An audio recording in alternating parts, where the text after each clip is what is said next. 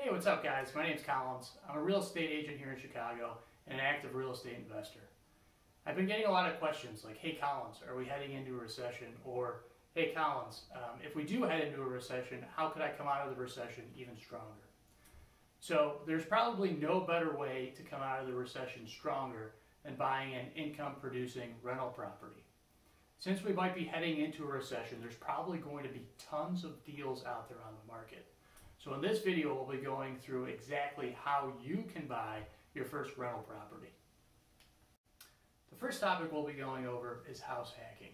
You might be asking yourself, Collins, what is house hacking? Well, house hacking is when you buy a multifamily property and you live in one unit and you rent out the other units. So that's exactly what I did when I was 25 years old. I bought a duplex, so I lived in one unit and then I rented out the other unit.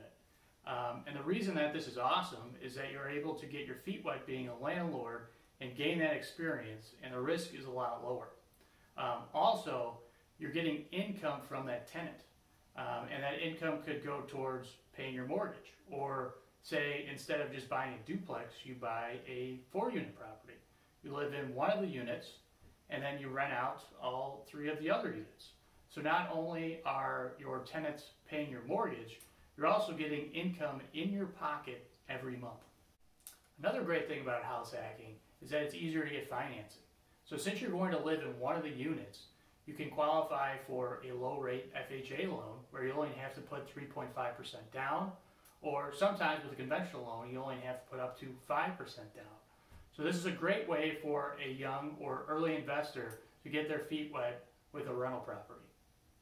So you might be thinking to yourself, hey Collins, this house hacking thing sounds great, but I already have my own house, I already have a family. What if I just want to buy another property and use that as an investment property? So that's a great idea, but usually I recommend to look pretty close to your own neighborhood.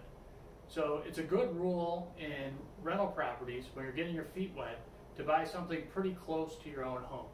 The reason for this is after a long hard day at work, the last thing you want to do is drive an hour across town to go fix a broken sink or unclog a toilet. Also, if you're looking to buy another property and using that as an investment property, usually you have to put a little bit more down and get a conventional loan. So on an investment property that's not your personal residence, you usually need 20 to 25% down, but that's not all bad because usually since you're putting more down, you're actually going to be able to get more cash flow. And this brings us to our next topic. That's a very important topic when you're buying a rental property, the cash that will be going into your pocket. So you might be thinking to yourself, hey Collins, what is cash flow? Cash flow is the money that's going into your pocket every month. So it's the rent or the income minus all of your expenses. And your expenses could be your mortgage payments, your taxes, other expenses, maintenance, or any needed repairs. Usually when I'm buying a rental property, I want to make at least $500 to $1,000 per month per unit. Sometimes this is doable, sometimes it's not. Another good rule of thumb is the 1% rule. So you want to be able to get at least 1% of the purchase price in rent every month. So for example, say you're going to go buy a $100,000 rental property.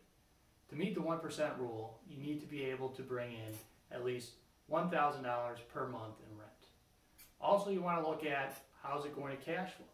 So you're getting that $1,000 a month in rent. So then you want to subtract all of your expenses, any vacancies, or any needed repairs.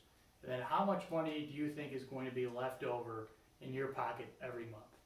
So if I was going to buy a $100,000 property, since it's a little bit lower of a price tag, I would be looking to make at least $500 to maybe $300 per month on that property.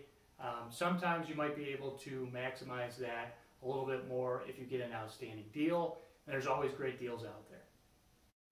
Alright guys, thank you so much for watching my video. Again, my name's Collins. I'm a real estate agent here in Chicago and an active real estate investor.